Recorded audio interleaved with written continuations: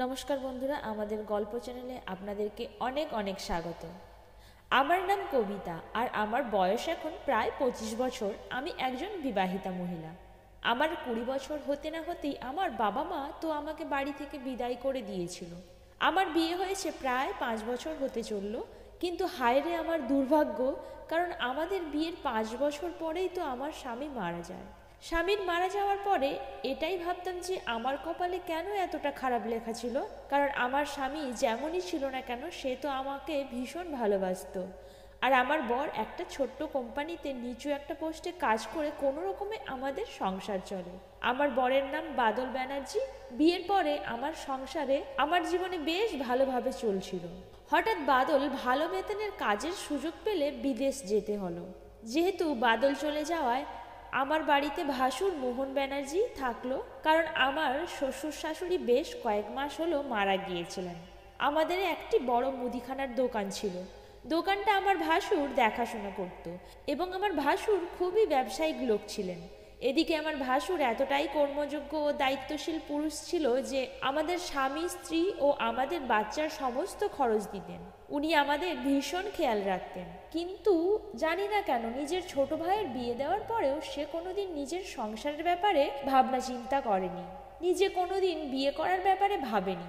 আসলে আমার বর যখন বেঁচে ছিল তখন আমিও আমার বর মিলে কিন্তু ভাসুরের সঙ্গে ঠাট্টা করতাম যে এবার সে যাতে একজনকে বিয়ে করে বাড়িতে নিয়ে আসে, কিন্তু সে কোনো মতে বিয়ে করতে রাজি হয়নি। কিন্তু আমার ভাসুর বলতো, তোমরাই আমার সংসার, তোমরাই আমার সব, তাই আজকের পর থেকে আমাকে আর কোনোদিন বিয়ে করতে বলবে না।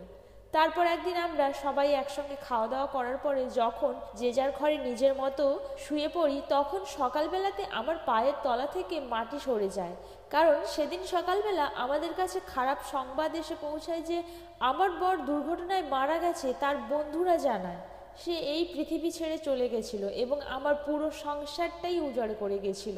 স্বপ্নে কোনোদিন ভাবতে পারিনি যে একটা রাতের মধ্যেই আমার জীবনটা এইভাবে পাল্টে যাবে, আমার সব কিছু শেষ হয়ে যাবে। ওই সময় আমার বাচ্চা মেয়েটার বয়স মাত্র 2 বছর। সে তো এটাও বুঝতো না যে তার বাবা তাকে একা রেখে এই পৃথিবী ছেড়ে চলে গেছে। তার বাবার কোনো স্মৃতি তার মস্তিষ্কে কোনোদিন থাকবে না, সে যে আর কোনোদিন বাবা বলতেও পারবে না।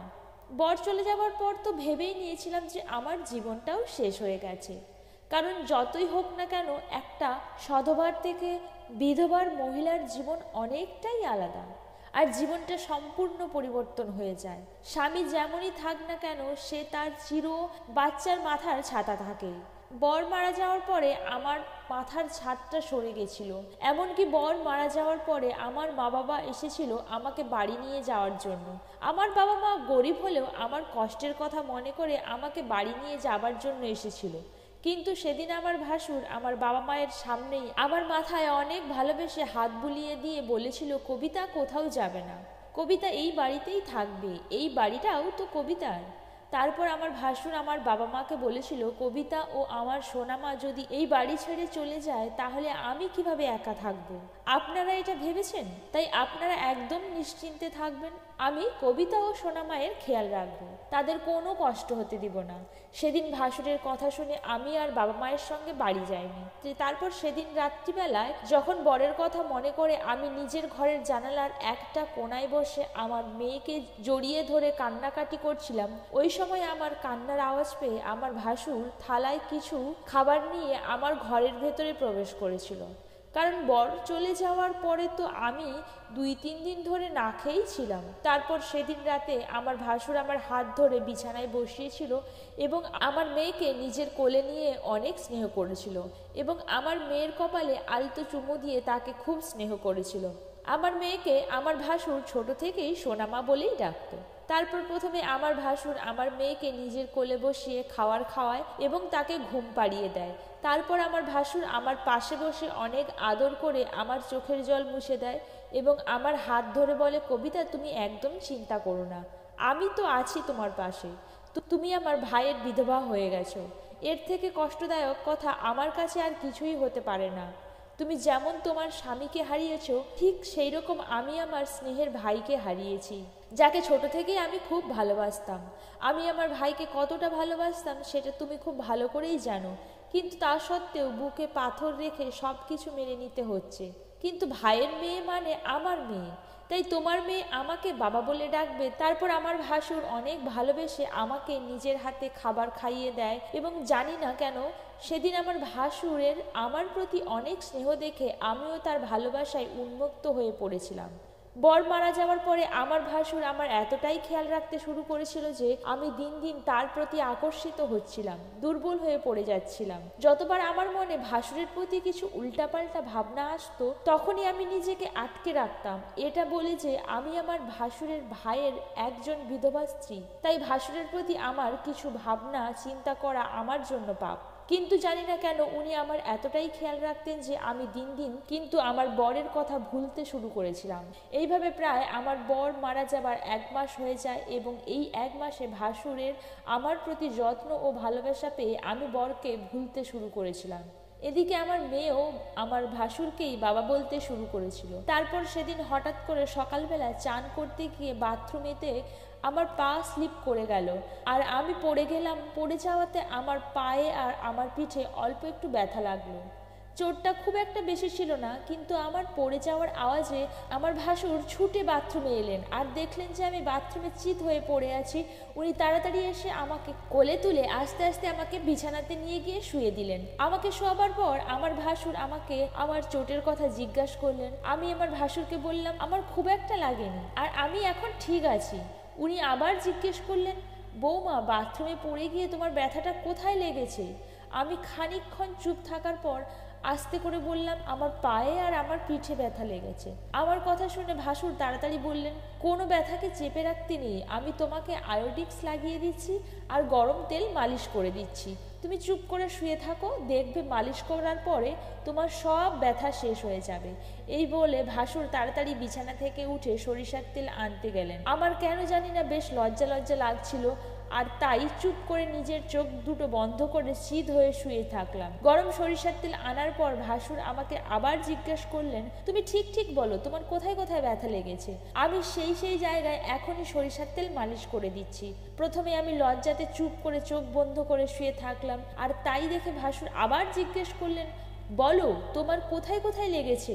আমি বললাম, না, আপনার তেল মালিশ করতে হবে না, ব্যথা অল্প লেগেছে, খানিক পরে ঠিক হয়ে যাবে। ভাসুরের বারে বারে চাপ দেওয়াতে আমি আস্তে আস্তে আমার শাড়িটা হাঁটু অবধি তুলে বললাম, আমি হাঁটুর ভরে পড়েছিলাম, তাই আমার হাঁটুতে আর পিঠে ব্যথা লেগেছে। ভাসুর তাড়াতাড়ি আঙ্গুলে খানিকটা গরম তেল নিয়ে আমার হাঁটুর ওপরে হাতটা আস্তে করে রাখলেন, আর আমার পিঠের ওপরে ভাসুরের হাতের ছোঁয়া পেয়ে আমার গাটা শিরশির করে উঠলো, আর আমার ভীষণ লজ্জা লাগতে লাগলো। আমার হাঁটুর উপরে ভাসুরের হাতটা বেশ গরম গরম লাগছিল।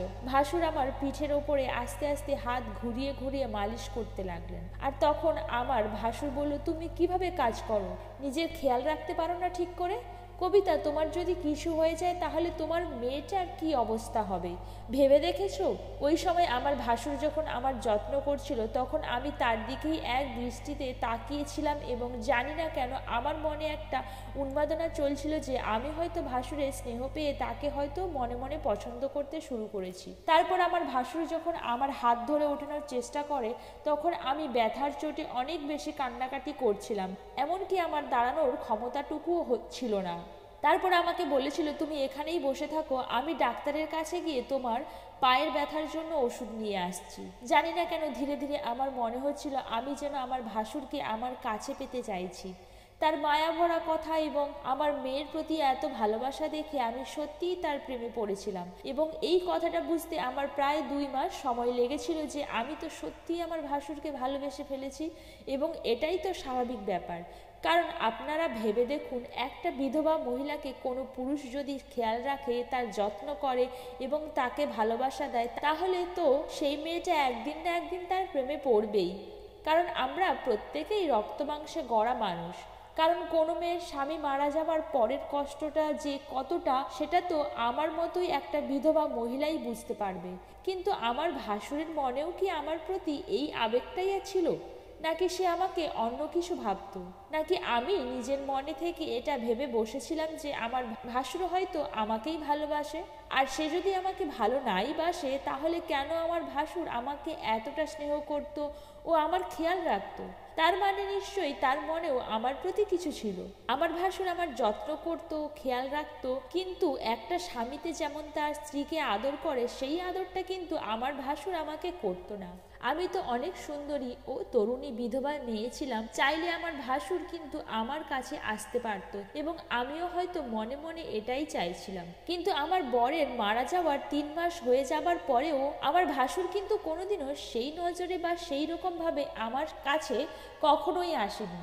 আমার ভাসুর যতক্ষণে ওষুধ আনতে গিয়েছিল ওই সময় কিন্তু আমি নিজের মনে মনে এই কথাগুলোই ভাবছিলাম। ঠিক তখনই আমার ভাসুর আমার ঘরের ভিতর আসে ওষুধ নিয়ে।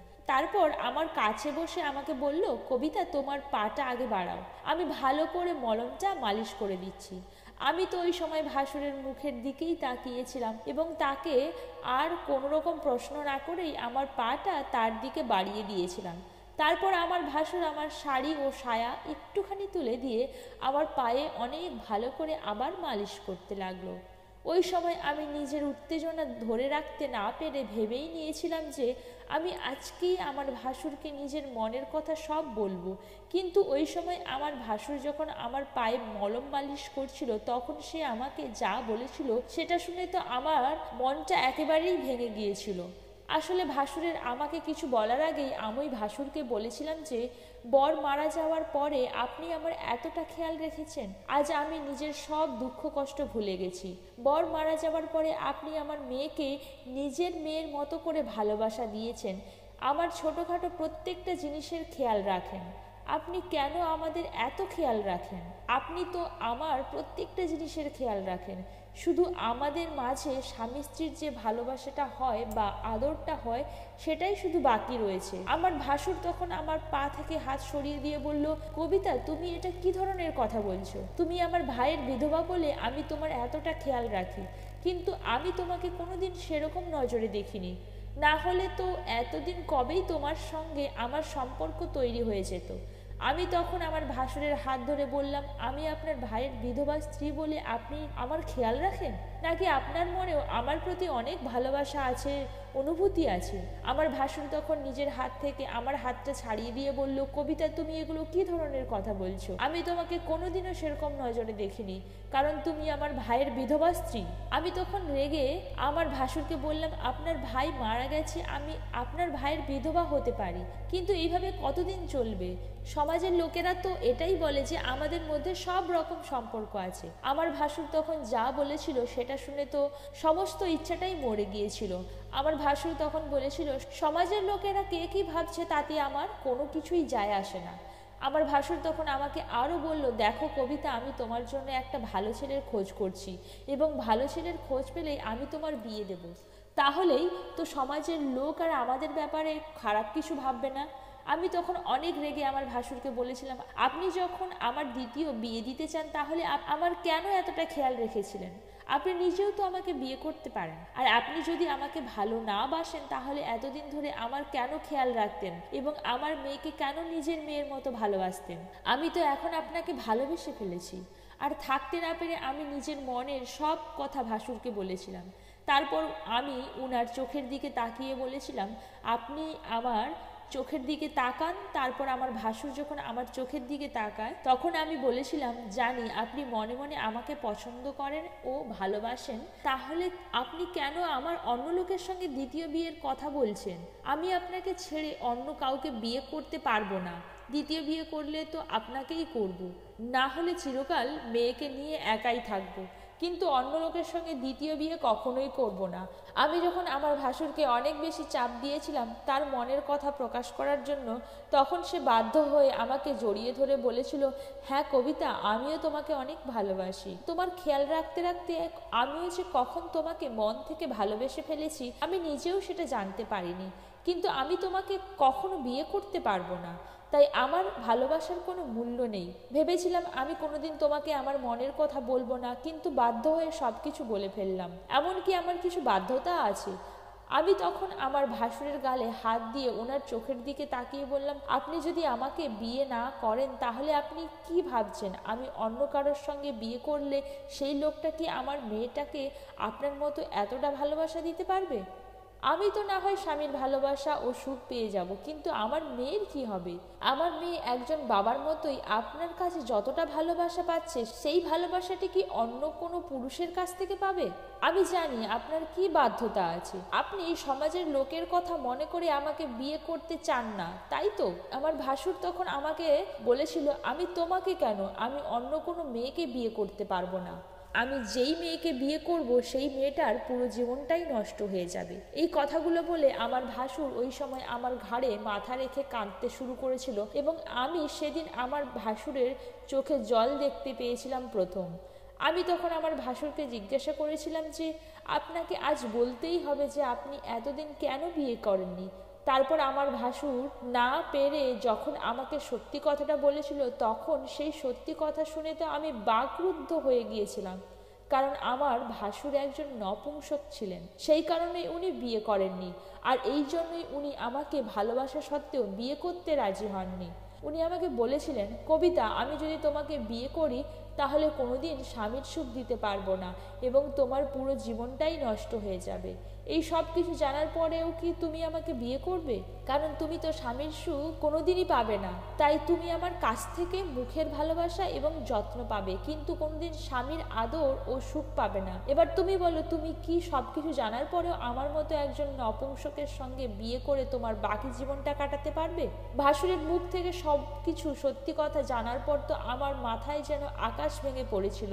তারপরে কিছুক্ষণ আমার ভাসুরের চোখের দিকে তাকানোর পর আমি ওনার হাত ধরে বলেছিলাম, আপনার আমার প্রতি এতটা ভালোবাসা ও যত্নই আমার জন্য অনেক, তাই আমি আপনার মনের ভালোবাসা পেয়ে চিরকাল কাটিয়ে দিতে পারবো। তাই আমি আপনাকে বিয়ে করতে রাজি আছি, কারণ শরীরের সুখের চাইতে মনের সুখটাই হচ্ছে আসল ভালোবাসা। তারপর কিছুদিন পরেই আমার বাবা মাকে ডেকে সব কিছু বলেছিলাম, এবং আমার বাবা মাও চেয়েছিল যে আমার ভাসুর যাতে আমাকে বিয়ে করে নেয়, কিন্তু আমার বাবা মাকে আমরা এটা বলিনি যে আমার ভাসুর একজন নপুংসক ছিল, কারণ আমি চাইনি যে আমি যাকে সত্যিকারের ভালোবাসি তাকে যাতে কেউ ছোট না করে বা অপমান করে। তারপর সেদিন কোর্টে আমার বাবা মায়ের উপস্থিতিতে আমরা দুজনে কোর্ট ম্যারেজ করেছিলাম। বিয়ের পর এখন প্রত্যেক দিন রাতে আমার ভাসুর মানে আমার দ্বিতীয় বর আমার গায়ে হাতে তেল মালিশ করে দেয়। এখন আমি আমার বরের সঙ্গে আমার মেয়েকে নিয়ে অনেক সুখে আছি, এবং আমি আমার বরকে কোনোদিন এটা নিয়ে হেনস্থা করি না যে সে একজন নপুংসক। এইভাবে আমরা দুজন দুজনকে পেয়ে এখন অনেক সুখে আছি এবং ভালো আছি। সবসময় কিন্তু শারীরিক সুখটাই সব কিছু নয়, মনের সুখটাই আসল সুখ। যে মানুষটা প্রত্যেকটা মুহূর্তে আমার পাশে এসে দাঁড়ায়, এর থেকে বড় পাওনা আমার জীবনে আর কিছুই হতে পারে না।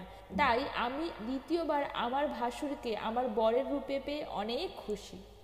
তো বন্ধুরা, গল্পটি আপনাদের কেমন লাগলো অবশ্যই কমেন্ট করে জানাবেন, আর আমাদের পাশে থাকবেন, আর চ্যানেলটাকে সাবস্ক্রাইব করে দেবেন।